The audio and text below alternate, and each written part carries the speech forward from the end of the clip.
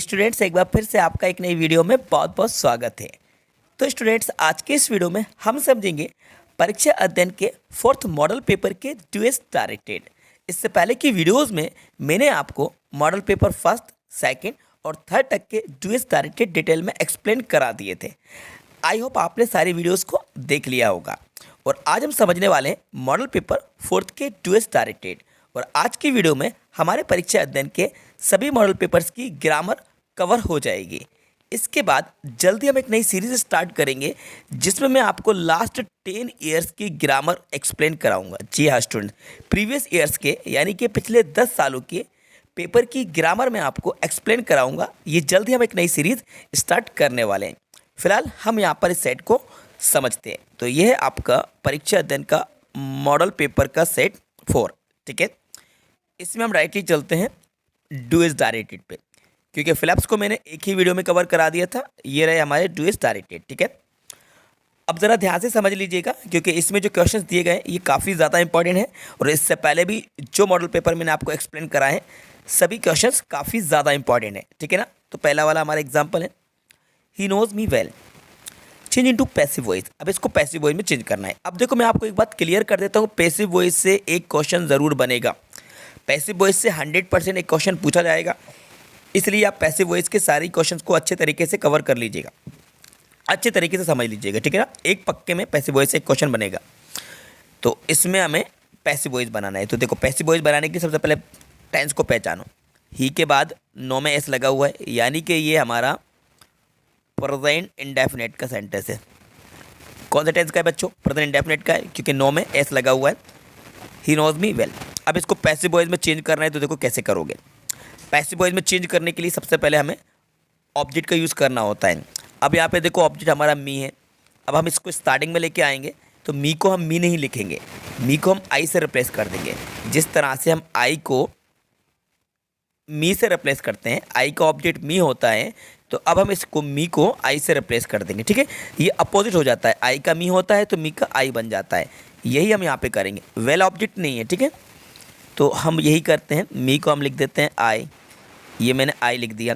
Present indefinite की बात है, तो आई के साथ हेल्पिंग वर्ब क्या लगती है बच्चों? एम लगती है, तो आई एम। ठीक है, आई एम। अब इसके बाद हमें चाहिए वर्ब की थर्ड फॉर्म। अब वर्ब क्या है हमारे पास? नो। तो नो की थर्ड फॉर्म क्या लिखेंगे? Known, K N O W N, I am known. इसके बाद ये जो वेल है ये अदर वर्ड में चला जाएगा, तो हम इसके बाद यहाँ पर वेल को लिख देंगे, आई एम नॉन वेल। अब इसके बाद आपको रुक जाना है। अब जल्दबाजी आपको नहीं करना है, जल्दी में आपको यहाँ पर बाय नहीं लगा देना है। अब यहाँ पर आपको टू का यूज़ करना है, टू, और ही को रिप्लेस कर देंगे हिम से। तो ओवरऑल हमारा आंसर बना, I am known well to him. बच्चों, इस बात को आप याद रखना कि अगर सेंटेंस में नो वर्ड आ जाए, नो वर्ब आ जाए, तो आपको टू का यूज़ करना है, बाय का यूज़ नहीं करना है। ये इंग्लिश ग्रामर का रूल है पैसिव वॉइस का। यहाँ पर बाय नहीं लगेगा, बाय हिम नहीं आएगा, यहाँ पे टू हिम आएगा, I am known well to him. ठीक है ना, ये पैसिव वॉइस होगा। इस तरह से आपको बनाना है। आगे बढ़ते हैं नेक्स्ट एग्जाम्पल की तरफ, जो कि सेकंड नंबर का है। He played cricket there, he played cricket there. Played V2 है, यानी कि ये जो सेंटेंस है ये हमारा पास्ट इंडेफिनेट का है, बिकॉज पूरी इंग्लिश ग्रामर में V2 का यूज़ पास्ट इंडेफिनेट में ही यूज़ होता है। इस बात को आप याद रख लीजिए कि पूरी इंग्लिश ग्रामर में V2 पास्ट इंडेफिनेट टेंस में ही आती है और आपको कहीं देखने को नहीं मिलेगी। करना क्या है हमें? चेंज इनटू प्रेजेंट कंटिन्यूस में। प्रेजेंट कंटिन्यूस में चेंज करना है, तो प्रेजेंट कंटिन्यूस नाम जैसे ही आए वैसे ही आपके माइंड में इज एम आर आ जाना चाहिए। इज एम आर आपके दिमाग में आ जाना चाहिए प्रेजेंट कंटिन्यूस का नाम सुनते ही। और जब कंटिन्यूस अगर वर्ड आपको मिल जाए तो समझ लो कि V1 ING का आपको यूज़ करना है। ठीक है, तो कैसे करेंगे? देखो, सब्जेक्ट क्या है यहाँ पे हमारा? ही है, तो हम सब्जेक्ट लिखेंगे ही। अब ही सिंगुलर सब्जेक्ट है, he, she, it, name singular subject होते हैं, और सिंगुलर सब्जेक्ट के साथ हेल्पिंग और इज़ का यूज़ होता है, तो हम यहाँ पे लगाएंगे इज़, ही इज़। अब आपको करना क्या है? प्ले में आपको लगाना है ING, तो हम लिख देते हैं पहले प्ले, इसमें हम ऐड कर देते हैं ING बिकॉज कंटिन्यूज है। ही इज़ प्लेइंग, प्रेजेंट कंटिन्यूज है ना, प्लेइंग। अब इसके बाद ऑब्जेक्ट क्या है भाई हमारा? क्रिकेट, तो हम यहाँ पे CRICKET, he is playing cricket, और इसके बाद देयर को जैसा का तैसा राइट कर दीजिए। He is playing cricket there, वे वहाँ पर क्रिकेट खेल रहा है। तो ये हमारा प्रेजेंट कंटिन्यूस में चेंज हो गया। ही के साथ इधर लगाया, प्ले में ING लगा दिया, बाकी सारी चीज़ें एज इट थी। ठीक है, सेम थी। He is playing cricket there, वे वहाँ क्रिकेट खेल रहा है। अब देखते हैं नेक्स्ट जो कि हमारा सी नंबर का, the man has not come for today, the man brings milk. Combine the make a complex sentence using relative clause. बच्चों रिलेटिव क्लॉज से क्वेश्चन बहुत ज़्यादा पूछा जाता है, सबसे ज़्यादा बार रिलेटिव क्लॉज से क्वेश्चन बना है, और रिलेटिव क्लॉज में भी हु वाला क्वेश्चन सबसे ज़्यादा बना है, ठीक है। तो इसमें भी यही हमें करना है, रिलेटिव क्लॉज का यूज़ करना है। तो रिलेटिव क्लॉज का यूज़ करने के लिए पहले सब्जेक्ट को देखो क्या है, द मैन और द मैन। अब द मैन क्या है, ये यहाँ पर भी नाउन है, यहाँ पर भी नाउन है, यानी कि द मैन यहाँ सब्जेक्ट है और यहाँ पर भी सब्जेक्ट है जो कि कॉमन है, ठीक है। द मैन पर्सन वाली बात चल रही है जो कि नाउन है, और ये हमारे सब्जेक्ट के प्लेस पे है। तो याद रखिएगा, जब भी दोनों ही सेंटेंसेस में हमारा सब्जेक्ट कॉमन होता है जो कि नाउन होता है, तो उसको हम कंबाइन करते हैं हु से। किससे? हु से। और हु का मतलब होता है जो। इस हु का मतलब कौन नहीं होगा, हु का मतलब कौन जब होता है जब ये क्वेश्चन वर्ड का काम करता है, WH फैमिली वर्ड का काम करता है, तब मतलब होता है हु। जैसे कि हु आर यू, आप कौन है। लेकिन यहाँ पर वो वाला मतलब नहीं है, यहाँ पर जो वाला मतलब है हु। यहाँ पे हु मतलब जो, क्योंकि ये रिलेटिव क्लॉज हम बना रहे हैं, तो ये रिलेटिव प्रोनाउन हो जाएगा। तो रिलेटिव प्रोनाउन हो जाएगा तो इसका मतलब होगा जो। अब करेंगे कैसे, इतना समझ में आ गया। देखो बहुत ईजी है। सबसे पहले द मैन आप राइट कर लो, तो हम यहाँ पे लिख देते हैं द मैन, ठीक है, लिख लिया। अब द मैन, इस रिलेटिव क्लॉज को एडजेक्टिव क्लॉज भी बोला जाता है, और एडजेक्टिव का काम क्या होता है, नाउन को क्वालिफाई करना। तो मैंने यहाँ पे द मैन लिख दिया, ये द मैन लिख दिया है। एडजेक्टिव का काम होता है नाउन को क्वालिफाई करना।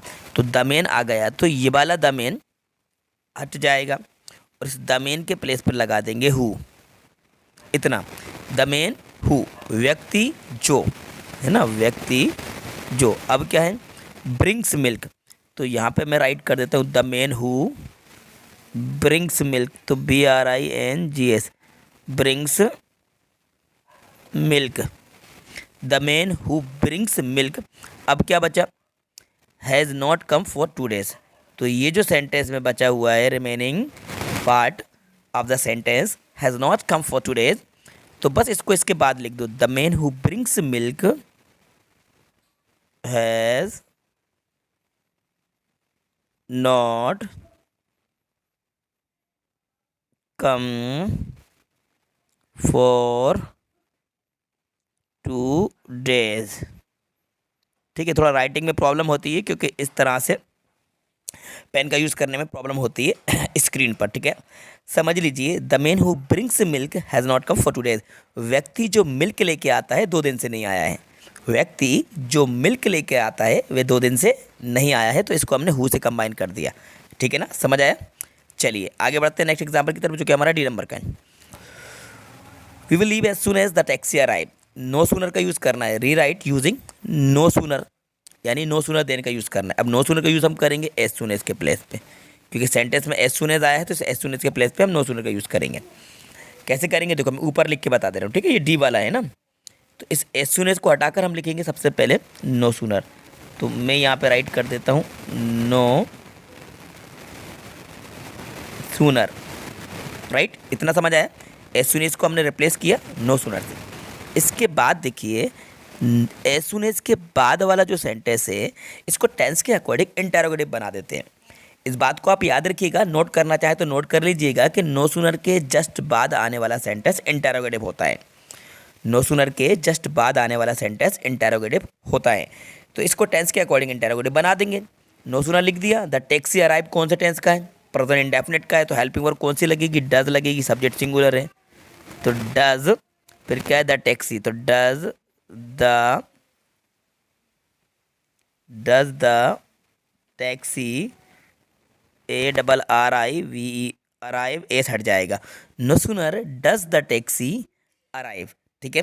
इसके बाद ये जो हमारा फुल स्टॉप है ये हट जाएगा, और बीच में लग जाएगा देन बीच में लग जाएगा सेंटेंस में, बिकॉज नो सूनर के साथ देन का यूज़ होता है। No sooner does the taxi arrive, then फिर क्या बचा, वी विल लीव, तो ये वी विल लीव आ जाएगा। मैं यहाँ पे लिख दे रहा हूँ वी विल, LEAVE। आप अच्छे से अपनी नोटबुक में नोट करते जाइएगा, ठीक है। No sooner does the taxi arrive, then we will leave. तो इस तरह से हमने इसको नो सूनर से चेंज कर दिया है। बस हमने नो सूनर को लिखने के बाद वाले सेंटेंस को इंटरोगेटिव बना दिया, और दोनों सेंटेंस के बीच में हमने देन का यूज़ कर लिया, ठीक है। फुल स्टॉप को हटाकर हमने देन लिख के इसके बाद वाले सेंटेंस को लिख दिया, इसको हमने बाद में लिख दिया, ठीक है, ये बना। अब आगे बढ़ते हैं नेक्स्ट, जो कि हमारा ई नंबर का। His friend was not allowed to see him, his brother was not allowed to see him. Neither nor का यूज़ करना है। अब ज़्यादातर स्टूडेंट्स इस नाइदर नॉर में कन्फ्यूज हो जाते हैं, ये भी कंजक्शन है, नाइदर नॉर से हमें कंबाइन कर देना है। देखो सबसे पहले देखो, his friend was not allowed to see him, उसके दोस्त को उससे मिलने की परमिशन नहीं दी गई, उसको अलाउ नहीं किया गया, उसके भाई को भी अलाउ नहीं किया गया।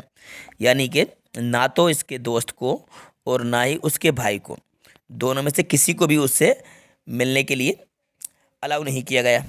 तो स्टार्टिंग में देखो यहाँ पे हिज फ्रेंड अलग है और हिज ब्रदर अलग है, यानी कि सब्जेक्ट हमारा चेंज है। सब्जेक्ट चेंज है तो हम स्टार्टिंग में लिख देंगे नाइदर, NEITHER। ये नाइदर स्टार्टिंग में आ जाएगा, NEITHN। अगर सब्जेक्ट चेंज होते हैं तो नाइदर को स्टार्टिंग में लिखा जाता है, और अगर ऑब्जेक्ट चेंज होता है तो नाइदर को ऑब्जेक्ट के पहले लिखा जाता है, सीधी सी बात है। तो नाइदर, अब पहला क्या है, पहला है हमारा हिज फ्रेंड, तो हम लिखेंगे नाइदर हिज फ्रेंड, ठीक है, neither his friend.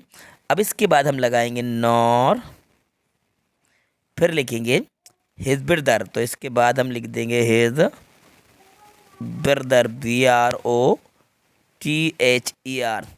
Neither his friend nor his brother. अब इस बात को याद रखना कि इसके बाद हम हेल्पिंग वर्ब वाज का ही यूज़ करेंगे और नॉट को हटा देंगे। Neither his friend nor his brother was allowed, ALLOWED, allowed. फिर क्या लिखा है, टू सी हिम। अब ज़रा ध्यान से समझ लेना, काफ़ी ज़्यादा इंपॉर्टेंट एग्जाम्पल है बच्चों, इससे क्वेश्चन बहुत ज़्यादा बनते हैं, ठीक है ना। तो देखो neither his friend nor his brother was allowed to see him. अब इसको अच्छे से समझ लो, स्टार्टिंग में सब्जेक्ट अलग अलग थे, हिज फ्रेंड था, यहाँ पे हिज ब्रदर था, इसलिए नाइदर को हमने स्टार्टिंग में लिखा, पहला सब्जेक्ट लिखा नाइदर हिज फ्रेंड, फिर नॉर लगाकर हमने लिखा हिज ब्रदर। अब हमने वाज क्यों लगाया, वाज इसलिए लगाया कि नाइदर नॉर होता है या आइदर और होता है, तो नॉर के बाद हम सब्जेक्ट में हेल्पिंग वर्ब दूसरे सब्जेक्ट के अकॉर्डिंग यूज़ करते हैं। तो हिज ब्रदर के साथ वाज है, इसलिए हम वाज लगाएंगे। तो यानी याद रखना कि यहाँ पे जो हेल्पिंग वर्ब लगेगी वो बाद वाले सब्जेक्ट के अकॉर्डिंग लगे। तो बाद वाला सब्जेक्ट क्या था हमारा, हिज ब्रदर था, इसलिए हमने हेल्पिंग वर्ब यहाँ पे वाज लगाई, ठीक है, नॉर के बाद वाला। तो नॉर के बाद जो सब्जेक्ट आता है उस सब्जेक्ट के अकॉर्डिंग हेल्पिंग वर्ब लगती है। अगर सिंगुलर सब्जेक्ट है तो हेल्पिंग वर्ब सिंगुलर लगेगी, और प्लूरल सब्जेक्ट है तो हेल्पिंग वर्ब प्लूरल लगेगी। पहले वाले सब्जेक्ट से कोई मतलब नहीं रहता हमें, ठीक है, इस बात को याद रखिएगा, ठीक है। अब नाइदर में नॉट इंक्लूडेड है, इसलिए नॉट तो हम लिखेंगे नहीं, क्योंकि नॉट को हटाकर ही तो नहीं लगता है, नाइदर लगता है। नाइदर का मतलब होता है ना तो neither his friend nor his brother, ना तो उसके दोस्त को और ना ही उसके भाई को उससे मिलने के लिए अलाउ किया गया, ठीक है, इतनी सी बात है, नोट कर लीजिएगा। आगे बढ़ते हैं, ही always played well. Negative change करना है तो ऑलवेज का आप नेवर यूज़ कर दो, तो मैं यहाँ पे राइट कर दे रहा हूँ, ऑलवेज को रिप्लेस कर देना never say, NEVER। He never played well, मतलब कि he played well, he always played well, वह हमेशा अच्छा खेलता, ही नेवर प्लेड वेल, वह कभी अच्छा नहीं खेलता। तो ऑलवेज को नेवर से रिप्लेस कर दो, आंसर हो जाएगा नेगेटिव। लास्ट वाला, Mohan is not as tall as Ram. तो मोहन उतना लंबा नहीं है जितना लंबा राम है। देखो Mohan is not as tall as Ram, करना क्या है हमें, राइट यूजिंग कंपेरेटिव डिग्री। तो कंपेरेटिव डिग्री का यूज़ करना है, तो इसमें आप एक काम करिएगा, जो बाद वाला ऑब्जेक्ट है उसको स्टार्टिंग में लिखना। जैसे कि यहाँ पे राम आया है तो हम राम को पहले लिख देंगे, राम प्रेजेंट इंडेफिनिट का इज, ठीक है। इसके बाद टॉल की कंप्लीट डिग्री क्या होती है, टॉलर, तो मैं यहाँ पे राइट कर देता हूँ टॉलर, राम इज टॉलर, ठीक है। अब कंपेयर किया जा रहा है, तो जब कंपेयर किया जा रहा है तो टॉलर के साथ क्या यूज़ करेंगे हम, देन यूज़ करते हैं कंपेरेटिव डिग्री में, then Ram is taller, then किससे लंबा है, तो यहाँ पे मोहन को इसके बाद लिख दो। अब पढ़ो, Ram is taller then Mohan, Ram Mohan से ज़्यादा लंबा है, राम मोहन से ज़्यादा लंबा है। अभी बात वही थी, Mohan is not as tall as Ram, Mohan उतना लंबा नहीं है जितना लंबा राम है, तो यानी कि राम मोहन से लंबा हुआ, तो यही बात यहाँ पे लिख दी हमने, Ram is taller then Mohan. इस तरह से हमने कंप्लीट डिग्री का यूज़ कर लिया। ओके बच्चों, तो इस तरह से मैंने आपको परीक्षा अध्ययन 2023, जी हाँ परीक्षा अध्ययन 2023 के चारों ही मॉडल पेपर की ग्रामर डिटेल में एक्सप्लेन करा दी है। ड्यूएस डायरेक्टेड को मैंने सेपरेटली 1 बाय 1 एक्सप्लेन कराए हैं, क्योंकि ड्यूएस डायरेक्टेड में थोड़ा सा टाइम ज़्यादा लगता है। और फिलप्स को, ये जो हमारे फिलप्स थे, इन फिलप्स को मैंने एक ही वीडियो में कवर करा है।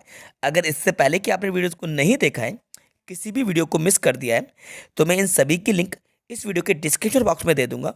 वहाँ जाकर आप सारी वीडियोज़ को देख सकते हैं, या फिर हमारी प्लेलिस्ट में इन सभी वीडियोज़ को आप चेक कर सकते हैं।